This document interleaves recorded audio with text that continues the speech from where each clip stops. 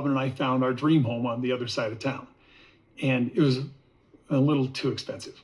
And we watched that price come down until we decided to make an offer on it. So we made an offer, but that offer requires that we sell the home that we're living in right now. So we're scrambling to pack ourselves so we prepare this house to sell. And because that's got to happen. We have to sell this house to buy that.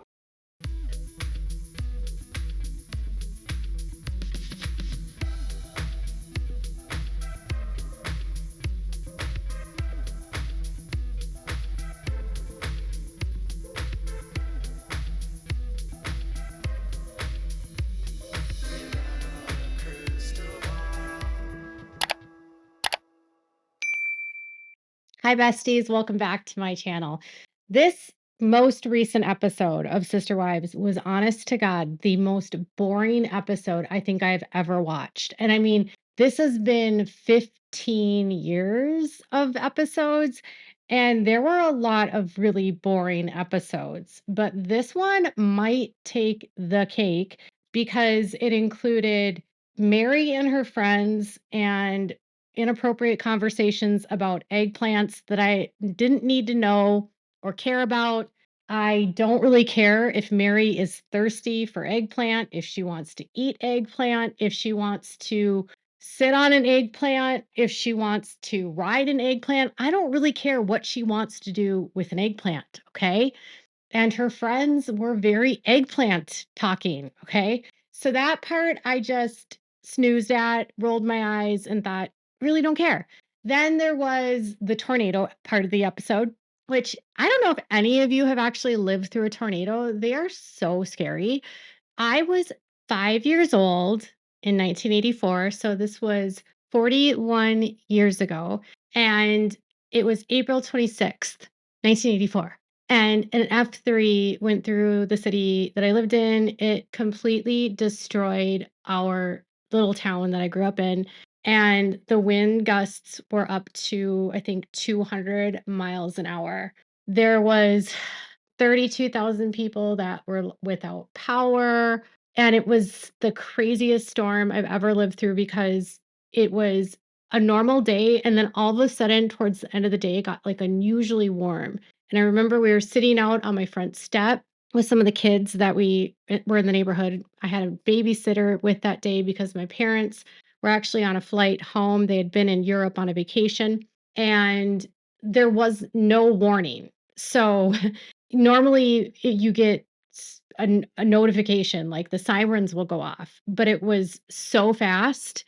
It hit so unexpectedly. We had no idea it was coming. And then all of a sudden, it was like this. I mean, it was like a tornado that went through, right? And everything went black. All of the windows in my house started popping. We weren't in the basement because we didn't have time to get down there. We were hiding behind a couch with my babysitter crouched on top of me, trying to shield me from glass. And the entire tornado was like 8 minutes long. There was a death of a woman that actually happened probably a block and a half from my house. And it was crazy. There was the actual eye of the storm went 1 block over. So we weren't in the eye, I guess, of what you want to call it, like the funnel. That went down on 1 block over, and the 1 block over, the houses were completely leveled. Like there was nothing left. Our house sustained wind damage, obviously, no windows. So they had to get all new windows. We had to put whatever you call it, like trash bags over windows. The neighbors across the street, their garage caves in, so it collapsed. My babysitter, her sister was inside that house and in the basement, and it was flooding. So she was like scared, and she came and ran over to our house. Mind you, no one was home at my house but me and a babysitter who was like maybe 16 or 17 years old. My older brother was at a school for Boy Scouts, so they were at the school when it happened, when the school didn't actually get hit as bad. But yeah, I mean, it was scary. Because my parents were on a plane, I was there sort of with no one. Like my grandparents had dropped me off at their house, at my parents' house, because I'd been staying with my grandparents. while they were out of town. And so I was just with this babysitter who I loved, but it wasn't, it's scary when you're like 5. And so one of my dad's friends came and took over until they got back. And then once they got home, they put trash bags and boards up on all of the windows. There was no power for like ever. We were one of the only houses on the street that actually had a telephone that worked. So we had a line of people in our neighborhood using our phone in order to call their friends and family. This is before cell phones, tablets, any of that. The only way you could call was through a landline on a rotary landline. You didn't have the touch tone yet. So yeah, it was pretty crazy. So when I was watching this, I was like thinking about what I experienced and watching them drive through it. And I was like, you guys get off the road. Get off the road.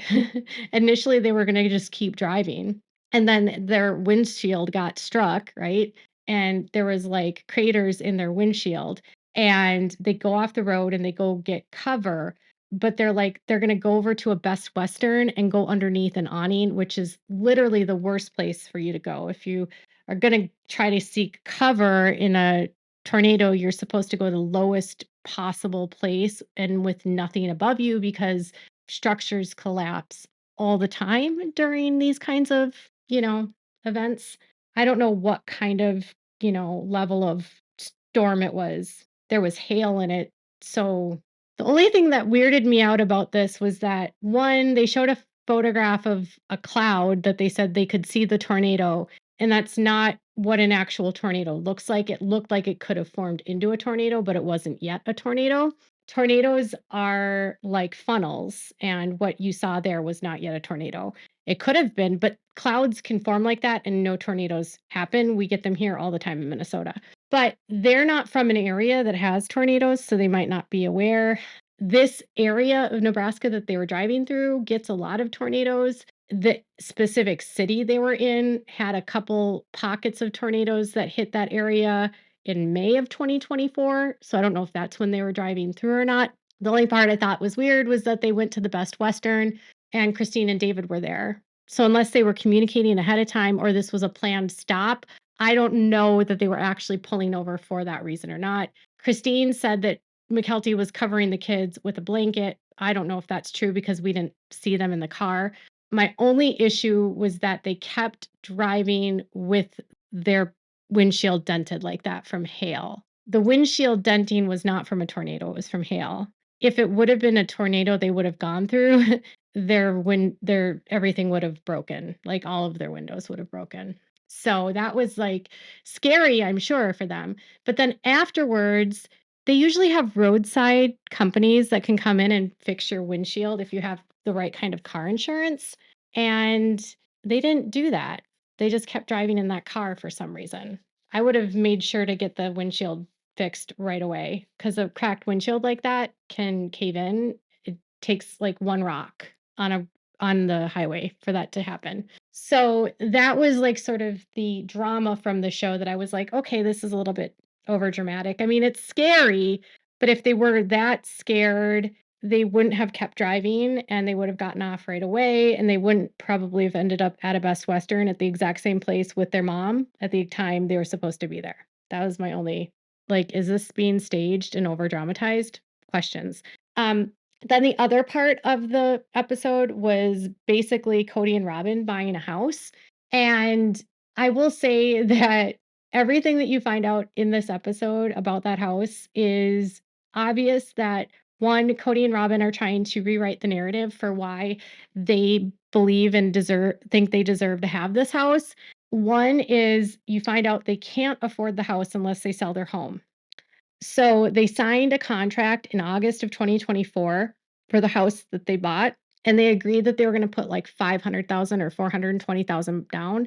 Kody says that the price of the home was too high and they watched it for months. So the property actually sat on the market from February of 24 until August of 24, which is 6 months on the market, which is a really long time in Flagstaff. Houses in Flagstaff, even on the high end, turn over very quickly, which I've told you before. The reason why this house didn't sell wasn't just because of the price, but it was also because of the location near the mine. And then what's even weirder is that The housing price was listed at 1.9, and Kody and Robyn offered $200,000 over the asking price. And so they ended up buying the house for $2.1 million. The house, when it first hit the market, was at 2.5. So it came down 400, not a ton at that price range. And they asked 200 over the price, which is just like, why would you do that? You don't need to put 200 over the asking price. It puts you in a position where the house might not end up appraising down the line. It's a whatever. But they tell the audience, like, we can't qualify unless we sell. Contingent sales are pretty normal. So I don't know, like, if you have to sell your house in order to buy, it means you don't have the money liquid for the down payment. So you're using the equity from the sale of the home for the down payment. So it means that the seller had to wait to get paid for the money. So the loan probably didn't fund until maybe a month later after their house sold. So they first closed on their house, then they sell their house. The sale of that, the proceeds go to pay off the mortgage that they owed, and then the rest of the proceeds go to whatever down payment the seller was due, which this case it was 420,000, and then less realtor fees and taxes and closing fees. Kody and Robyn would get the remaining balance, which the amount that they should have walked away with total before all of the fees would have been around 900,000. So Kody and Robyn may have walked away with like a few $100,000 of equity in the bank, which who knows where that money went, right? But then at the end of the episode, while they're touring the house, their delusions of grandeur are insanity, where Kody's only way to describe the house is of opulence. Lots and lots of spaces in the whole property that will be really great for long term, and having a bunch of grandkids and kids coming back and hanging out and doing stuff together and making amazing memories. And a second garage for Kody and his projects and stuff like that. What annoyed me about that clip is that nobody is coming over to their house ever. Kody and Robyn didn't invite the kids when they lived at the hash knife house, as Robyn says. They were not allowed at that house. And I don't know why they would be allowed at this house. They won't be. And then she's saying this is lots and lots of space for grandkids. By the way, the second garage is apparently not for Dayton. It is for Kody. What? There are multiple garages in this house, right? There's like an RV garage where they can stick their RV. There's another garage for an area that I think the RV garage or one of the garages does have like a work area, but they're completely ignoring the guest house, which is where about 2,200 square feet exists. The main house has 5,600 square feet, 4 primary bedrooms, and 1 bedroom that can be used and turned into an office or a bedroom.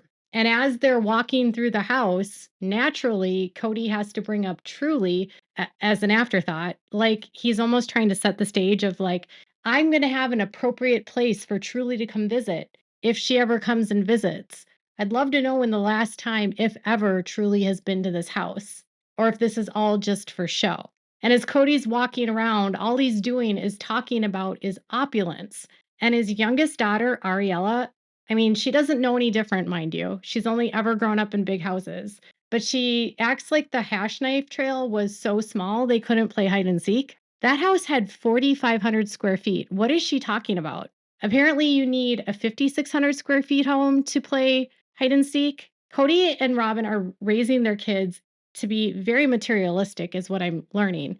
And then why are they building their life based upon when people might come visit once every, never? And why are they buying a house of space for their adult kids who don't have grandchildren? And by the way, they don't have grandchildren because they're not in the lives of any of the grandchildren that they have. This would be a room that Like a guest room and then a Truly's guest room and then Truly's room.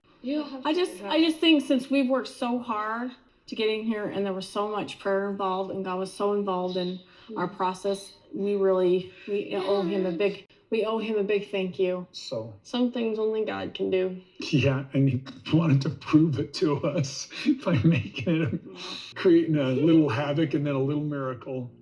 Okay, that was the part of the episode that pissed me off so badly. So badly. I don't know if you've ever followed Robyn on Pinterest, but before she deleted all of her boards, she believed in this form of Christianity called like abundance, where it's like if you pray to God for something of material value, he will give it to you. Abundance and prosperity gospel, and they're not Christians, by the way, they're supposed to be Mormons, is the opposite of what the Bible is supposed to actually teach you. You're supposed to not want or covet things. Do they not know anything about the Old Testament and the 10 commandments and not having coveting objects, coveting what your neighbor's wife has, coveting what your neighbor has? Greed is like a mortal sin. I just kept thinking, this is one area where if God is up there watching over the grounds, he does not give two craps about this house. And I'm thinking, why do you deserve this? What do you deserve about this house, Robyn? Is it because this is the culmination of you guys forming a trust fund a year before all of this happens and you set it up so no one can access this and so you have your estate? Is it because you stole money from Janelle and Mary and the rest of the family for years so that you had the money for your home? Is it because you stole money from them to buy your old house, the McMansion, and then you cashed out that equity that you stole from them, by the way, and you used it for this new house to like erase the fact that you stole money from them in order to buy that house and to get out of the mortgage fraud that you absolutely perpetuated in that home? I'm like, how materialistic are you to think that God wants you in that house? She is delusional. But this is a woman that has a faith where, she believes she gets direct revelation from God and, she can see and talk to God directly. The fundamentalist side of the Mormon faith, they are a little bit, if it wasn't a faith, I would actually think that these people have some level of mental illness because they think they actually speak to God and they hear God's voice and they think they have conversations with God. It's a part of how they teach their whole faith. They also believe they were little people in heaven before and they had a whole life in heaven and everything is predestined. It's a very strange whole thing. I don't really want to go into it, but she truly thinks that God cares about this. And that to me was the grossest part. So really at the end of the day, all I got from this was that this is their compound that they finally got. They finally got their compound. They got their big house. Robyn got her big house that she wanted because the other big house wasn't enough.